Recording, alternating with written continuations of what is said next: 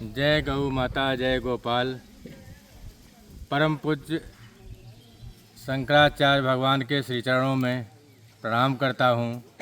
और यह बड़े हर्ष का विषय है कि हम आज जिस कालखंड में निवास कर रहे हैं, यह पूर्ण सनातन का काल चल रहा है, क्योंकि अभी महाकुंभ का समापन हुआ है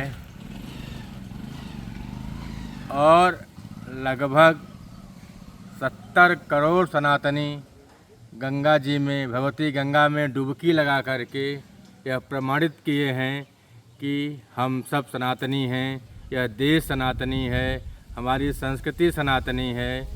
और जहाँ इतने लोग एक साथ गंगा जी में डुबकी लगा रहे हों और जिस देश की सरकारें कहीं कहीं तो डबल इंजन, कहीं कहीं पर ट्रिपल इंजन की सरकारें काम कर रही हैं, सनातनी सरकारें, उस समय अगर पूज्य गौ माता को राष्ट्र माता घोषित करने का अभियान चलाया जा रहा हो और हमारे सर्वोच्च शिखर पर आसीन शंकराचार्यों द्वारा, तो यह बड़े हर्ष का विषय है।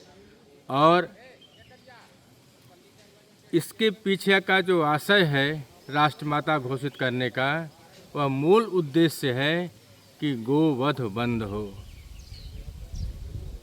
क्योंकि वेद से लेकर अब तक जितने उच्च कोटि के साहित्य हैं, सब में यह पूरी तरह से निषेध है कि गोवध नहीं होना चाहिए।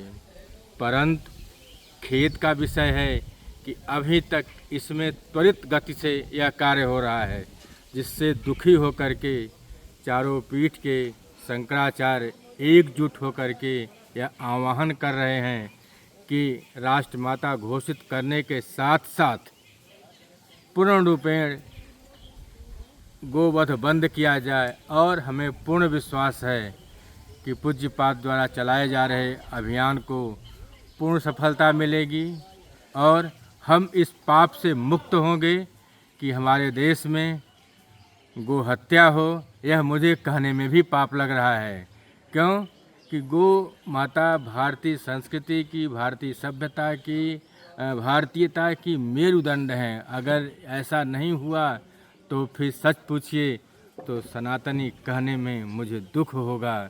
और सरकारों को एक बात सोचना पड़ेगा कि मुझे इस सनातनी सरकार में, सनातनी कालखंड में गाय माता के लिए आंदोलन करना पड़े, यह खेद का विषय है। मुझे पूर्ण विश्वास है कि आगामी 17 तारीख तक यह अभियान अपने शिखर को प्राप्त होगा और सरकारें इस पर पुरजोर कोशिश करके, पहल करके इस कार्य को बंद करेंगी। और हम सब इस सरकार को, अपनी पीठ के शंकराचार्यों को और उन सभी सनातन धर्मियों को जो 70 करोड़ भाग लेकर के अपने सनातन धर्म का परिचय दिए हैं, वो एकत्र हो करके एक छत के नीचे माँ गंगा के लिए अपना आह्वान करेंगे और यह कार्य संपन्न होगा। इसी के साथ मैं पुनः प्रणाम करता हूँ, इस उम्मीद से 17 तारीख के बाद हम लोग माँ गाय की पूजा करेंगे और राष्ट्रमाता के रूप में उनकी सेवा करेंगे और पूर्ण रूप से गोवध बंद होगा। सादर नमस्कार।